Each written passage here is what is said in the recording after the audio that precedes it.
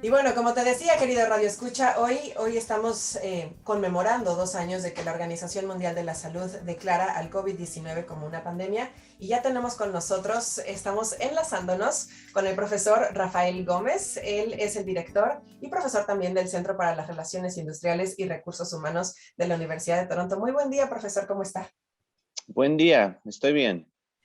Nosotros muy emocionados de podernos enlazar con usted y poder hacer un recuento y poder hacer una retrospectiva de lo que ha sucedido en estos 2 años en términos de las cadenas de suministros, porque como ya lo hemos mencionado, esta situación del COVID no solamente ha aceptado la cuestión de la salud, los servicios de salud, la salud mental también, sino también ha transformado nuestros hábitos y la manera en la que se producen los bienes, cómo llegan a nosotros, la manera en la que los consumimos. Entonces, pues haciendo un recuento, digámoslo así, desde el inicio de la pandemia y durante estos 2 años hemos pasado por distintas etapas, ¿no? De pronto, en términos de producción de bienes, pues primero hubo como un freno, ¿no? Un freno en cuanto a, vamos a parar, pensemos que esto va a durar poco y después vimos que se alargó y poco a poco se fue transformando la manera en la que los bienes y todo se producía y se distribuía. Cuéntenos un poquito cómo fue el inicio y cómo ha sido la transformación desde su punto de vista. Sí, bueno, hemos, podemos decir que ha habido dos caminos. Un camino en que la sociedad sí cambió profundamente para muchas personas, pero ese camino y esas personas eran totalmente de una rama de la economía, lo que se llama en inglés the knowledge economy, o hablamos de trabajos en que la producción es como virtual. Y así, esas personas trabajaron en casa y casi hasta ahora no han vuelto al trabajo. Uh -huh. Pero al mismo tiempo, ha habido personas que nunca cambió. Han estado trabajando desde el día en que se declaró COVID-19 como una pandemia mundial. Esas personas han estado trabajando todos los días. ¿Okay? Tenemos que tener en cuenta que la pandemia ha afectado gente en diferentes maneras. Ha habido una economía real que ha continuado, pero sí es verdad que en esas primeras semanas ha habido un freno en que todo casi se paró, pero después de esas semanas ha habido gente que ha estado trabajando como antes, sin cambiar ninguna cosa. Para las personas en que la pandemia ha afectado el trabajo, el consumo, eso va a ser un poco más difícil de adaptar a la nueva realidad y vamos a ver si, en punto de vista, los hábitos que se han creado estos 2 años van a continuar o no. Exactamente. Yo pienso, por ejemplo, hay empresas en las que han dicho, si mi empleado no requiere venir a trabajar, pues que en una de Sí, esas hasta yo me ahorro dinero y ya dejo de rentar oficinas, ¿no? Pero ¿qué pasa con la gente que trabaja en las fábricas, por ejemplo? La manera en la que se producen estos bienes es gente que, bueno, de entrada se ha expuesto al virus, hemos tenido altas tasas de contagio en este tipo de entornos, pero también después de que fue como la yeah. primera etapa donde todo el mundo sobreconsumía y consumíamos, muchas personas compraban más de lo que necesitaban y hubo escasez debido a eso. Después, también se ha dado una especie de escasez en los Yeah. productos, en las materias primas, ¿no? Las personas que están en Ujú. el campo. Y ahí es justamente donde está la duda. Esto va a generar un cambio ya más a largo plazo. Va a cambiar para siempre, digámoslo así, la manera en la que esto se produce, o regresaremos eventualmente a la normalidad. Bueno, igual tenemos um, evidencia para esa pregunta en países o regiones que adaptaron al COVID en una manera diferente. Aquí en Ontario hemos tenido una de las más largas lockdowns de uh, cualquier um, región en el mundo, Uh -huh. pero comparando mismo en Canadá, una provincia como Columbia Británica, ahí no tuvieron la misma um, reacción al COVID. Por ejemplo, las escuelas elementarias las abrieron en el junio de 2020 y nunca las cerraron. Eso es algo que no sabemos mismo aquí en Ontario, que hubo otras maneras de adaptar al COVID que no fueron tan severas en las maneras en que como hemos vivido. sin compromisar la salud y la salud pública, ¿entiendes? Así Ujú. que si vemos regiones mismo más, podemos decir más extremo, el estado de Florida, que en la primavera de 2020 declaró que no vamos a volver a estos lockdowns, estos frenos agresivos, porque pueden causar más problemas que lo que resuelven. Ujú. Pues estas sociedades casi no han visto ningún cambio profundo en los Claro. hábitos del consumidor o el trabajo. So, depende de dónde hubo la reacción más severa contra el COVID-19 y ahí, por ejemplo, podemos decir sí, va a haber algo que va a retrasar el retorno a lo normal, pero yo creo que, por ejemplo, cuando miramos a los ejemplos en el pasado de pandemias y eso, pues casi la mayoría de gente no se acuerda, sin embargo, de lo que pasó unos años después. Parece increíble de lo que hemos sufrido estos últimos 2 años, pero veremos a ver en un año si nadie habla de este problema y volvemos al normal, cuántos hábitos que hemos tenido antes van a volver. Claro, de pronto también siento que aquí en Ontario, bueno, de hecho eso es un hecho, ¿no? Como usted lo menciona, no es lo mismo Ontario que otras provincias y si comparamos con Estados Unidos, tampoco. Y ahora que es el levantamiento ya de las mascarillas, el levantamiento del uso de las mascarillas en un par de semanas, eso también Mm. pudiera estarnos llevando a decir, ok, ya todo regresó a la normalidad y de esta manera que nuevamente las industrias comiencen a trabajar como no lo han hecho plenamente en estos 2 años. Sí, buen ejemplo, porque hemos tenido muchas informaciones sobre las mascarillas, ¿ok? ¿Trabajan o no trabajan? Dan más problemas que lo que resuelven, porque al primero nos decían, si pones la máscara, pues en poniendo la máscara te puedes infectar con el virus, todo eso. Ujú. Luego salió algo que en realidad el virus es más, no se puede filtrar por las mascarillas que hemos estado usando. Ok, la mejor mascarilla igual puede hacer algo, estas Ujú. del N95, pero las tienes que usar perfectamente y no las puedes usar muchas veces. Todo esto. So, lo que dijeron es, no, sabemos que las mascarillas no funcionan de esa manera, que pueden prevenir el virus de entrar y salir. Eso ya lo saben. Pero decían, pero cuando las pones, es un señal que todavía estamos en la pandemia y que tenemos que adaptar nuestros hábitos y no estar afuera tanto tiempo y no estar en los sitios que hay mucha gente, todo eso. So, era como una visualización que todavía estamos en la pandemia y tenemos que cambiar los hábitos que teníamos antes. Así Ujú. que buen ejemplo, porque si nos dicen ahora las autoridades de la sanidad pública que las podemos quitar, ¿qué nos están diciendo? ¿Que el virus no está ahí? Claro que el virus todavía está, pero que tenemos que mover adelante, que ya es tiempo de volver a una normalidad de nuestra sociedad, porque si no, hay muchos daños que pueden ocurrir si no podemos el freno ahora en esta idea que tenemos que vivir en esta manera indefinidamente, porque eso no es tampoco una solución. Estamos platicando con el profesor y director también del Centro para las Relaciones Industriales y Recursos Humanos, Rafael Gómez, de la Universidad de Toronto. Profesor, hablábamos acerca de estos 2 años de pandemia y hablábamos también sobre cómo se ha ido adaptando o cómo reaccionó también en estos 2 primeros años de la pandemia la cuestión de la producción, la manufactura, los bienes, las Mm. industrias. Pero desde el lado de los consumidores, cuando comenzó la pandemia fue como un pánico y en vez, digamos que las industrias frenaron su producción, pero los consumidores dijeron, tengo que abastecerme de cosas y por el contrario fueron y salieron por más bienes. Después ya vino como la calma, la depresión, vimos que esto iba como hacia largo plazo y empezamos a ver que la escasez de bienes pues estaba dando porque todo estaba cambiando la forma en la que se estaba produciendo. Y Sí, ahora también es cómo nos hemos ido adaptando desde su punto de vista los consumidores ante yeah. todo esto. Yeah, es verdad. Lo que pasó es interesante porque en una sociedad o un país como Canadá, por años hemos hablado de la economía de servicios, que hemos transformado nuestra economía afuera de los bienes y hacia los servicios puedes hablar de todo, turismo, pero la salud es un servicio, todo eso. Pero es verdad, cuando no podíamos como consumadores,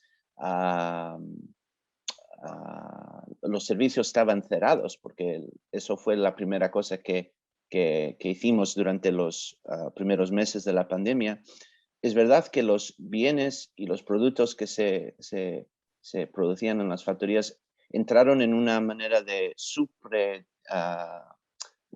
escasez, porque todo el mundo quería y estaban en casa más. Y cuando estás en casa más, pues con nuestras tecnologías que ah, ah, podemos, todo lo que necesitamos lo podemos traer a casa. Ujú. Las factorías talmente han aumentado en la productividad y también la demanda pública se transfirió a los servicios que estábamos consumiendo antes de la pandemia y hacia los bienes que necesitábamos cuando estábamos en casa. Ahora, otra cuestión. ¿Qué vamos a hacer ahora que estamos abriendo la economía y la sociedad? ¿Vamos a volver a consumir los servicios que consumíamos antes? Yo creo que la mayoría de gente, para la mayoría de gente va a ser sí. Que los restaurantes, todas esas cosas que hacíamos antes, las películas, los conciertos de música, todo eso que se habla de los servicios, la economía de servicios, eso va a entrar como habíamos antes, es donde la sociedad va a dirigir sus recursos y el dinero. El problema es que ¿dónde vamos a ver los trabajadores que van a estar ahí en esos conciertos, en los restaurantes, en los hoteles? Eso es el problema que tenemos, porque ahora mucha gente se ha retirado del mercado de trabajo. ¿Y cómo les podemos volver? ¿Cómo les podemos atraer? Porque lo- los, um, ah, los salarios en esos trabajos de servicio antes de la pandemia estaban muy bajos. Ujú. Y eso es una cuestión de qué es la economía, cómo podemos ofrecer un servicio que al mismo tiempo los consumidores pueden comprarlo, pueden adquirirlo, pero al mismo tiempo cómo podemos traer los trabajadores que se han marchado de estos trabajos. Y estas industrias, como han estado cerrados por casi 2 años, han perdido mucho del talento, mucho del Claro. capital humano que estaba ahí. Tendremos entonces, o tendrán que poner mejores sueldos, elevar los sueldos para atraer de esta manera a la gente. Claro que sí, pero eso es una tensión porque con los sueldos, cuando subes un sueldo, también hay los precios que los consumidores van a tener que, que pagar, y eso es la tensión, a ver dónde va a restar. Yo creo que los servicios que han tenido, que no, la gente no ha podido aceptar, esos son los servicios que van a volver muy rápido. En una ciudad como Toronto, por ejemplo, la mayoría de los servicios también están ofrecidos por las empresas pequeñas, independientes. Y ahí hubo un sufrimiento grande en nuestras ciudades, en lo que llaman los main streets, ¿no? Ujú. The main street ha perdido mucho talento, muchos entrepreneurs. Esta gente les tenemos que ayudar para Claro. abrir la sociedad otra vez, sí. Claro, y eso resulta en que el gobierno requiere apoyar y eso es más deuda pública al final, ¿no? O sea, es como una cadena de cosas que se va Pues mira, desarrollando. exacto, pero lo hicimos en 2008, 2009, 2010, cuando hubo la crisis financiera. ¿Qué hicimos? Billones de dinero se dieron a las compañías grandes, los bancos, a las empresas de coches, Ujú. a GM, por ejemplo, billones de dólares de los dos gobiernos, canadiense y americanos. Esto requiere no tanto, pero el mismo efecto, porque las pequeñas empresas en ciudades, en sitios urbanos, es lo que da vida a la ciudad, es lo que da vida a la vida urbana. Así que yo creo que sí, tenemos que ayudar. Fue el gobierno que les cerró, así Ujú. que tenemos que tener una objetiva de ayudar a esta parte de la economía. Claro, y ahora un tema que se desarrolla en paralelo, dejando a un lado la cuestión de los servicios, yéndonos más a la cuestión de los bienes, pienso Sí. también en la escasez de la materia prima, que mucho también lo que ha dejado ver esta pandemia es que efectivamente no hemos tenido ni remotamente bien manejados los recursos naturales que al final el cambio climático nos está diciendo, hay escasez, la madre naturaleza no puede producir la cantidad de bienes que ustedes están consumiendo de la naturaleza, ¿no? Entonces, Ujú. esto también se desarrolla en estos 2 años, se pone sobre la mesa este tema y entonces comienzan a decir, no es la primera vez que vamos a tener escasez de materias primas, no es la primera vez que vamos a ver estanterías vacías en las tiendas. Y entonces es ahí donde también viene la duda, ¿será que en estos 2 años donde vimos ya escasez, tal vez por razones pandémicas, nos habremos acostumbrado o estaremos nosotros comenzando a cambiar nuestros hábitos de consumo para enfrentar lo que probablemente en un futuro más cercano que lejano veamos que es escasez de bienes, ahora tal vez debido más al cambio climático y todo esto? Mm. Am, es interesante porque la escasez de bienes sí entró en esos meses cuando, pues, como tú dijiste antes, pusimos un freno en la economía, en la sociedad, estábamos en casa, pero al mismo tiempo queríamos los bienes esenciales, y queríamos más de lo normal porque teníamos miedo que en el futuro había haber menos. Ajá. Esa situación, bueno, nunca se puede decir nunca, pero no sé si eso va a recurrir, pero es verdad que lo que hemos visto es, por ejemplo, una ventana en el futuro Ujú. que podemos mirar. Y interesantemente, es esa idea que teníamos antes, que la economía se había transformado en una economía de servicios, no de bienes. Mm. Eso es verdad, pero al mismo tiempo hay cosas que necesitamos y es una, hay que elegir como sociedad. ¿Qué queremos crear? ¿Okay? Queremos crear con los recursos que tenemos, que son, como tú dijiste, la Tierra solo tiene, solo tiene ah, una límite, okay, no es infinito, es un límite real y al mismo tiempo tenemos límites de recursos humanos. Tenemos que decidir como una sociedad qué queremos producir, qué es lo más importante. Al mismo tiempo, sabiendo que si vamos a abrir la sociedad, vamos a volver a lo que estamos haciendo antes, que es el consumo de servicios más que nada. Y Ujú. eso no implica las mismas, uh, lo mismo como escasez de producto y de bienes. Ujú. Ahí el límite es casi únicamente el esfuerzo humano y los trabajadores que tenemos que reintegrar en esos sectores. So, ¿qué queremos producir? Es la cuestión. Mm. Necesitamos tantas cosas que no en realidad ofrecen algo que mejora la vida, y cambiar a una situación en que lo que enfocamos son las cosas que ayudan a la sociedad, al environamiento y a la persona. Exactamente. Mucho material para reflexionar en estos 2 años, pero sí quisiera que no nos despidiéramos, profesor, sin de pronto decirle un mensaje, una especie de consejo, pudiera ser, Mm, para todas las personas de la comunidad latina que tienen tal vez mm, sus pequeñas empresas, mm, que son trabajadores, que están mm. sabe que vive con el paycheck to paycheck, que le llaman, ¿no? Que viven al día. Sí. ¿Qué le pudiéramos decir a ellos ahora a 2 años de pandemia y con todo el proceso que hemos enfrentado? Mm.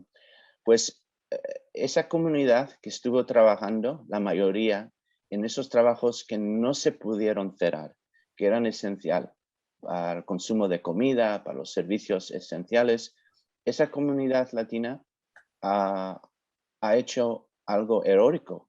Es una historia que se debía de contar después, que eso nos ayudó durante la pandemia. Las cosas que no podíamos consumir en persona, podíamos todavía ir a las tiendas que quedaron abiertas Ujú. y también nos dieron un poco el recuerdo de lo que estábamos haciendo durante estos meses, estos años, a lo que íbamos a volver a disfrutar. Y eso es algo que tenemos que tener en cuenta, que mucha gente en continuando a hacer lo que hacían normalmente, nos sirvieron muchísimo. Exactamente. Entonces, hacia el futuro, ¿alguna recomendación para ellos? debían de contar esa historia, Ok. tenerlo en cuento y ser orgulloso del esfuerzo que hicieron.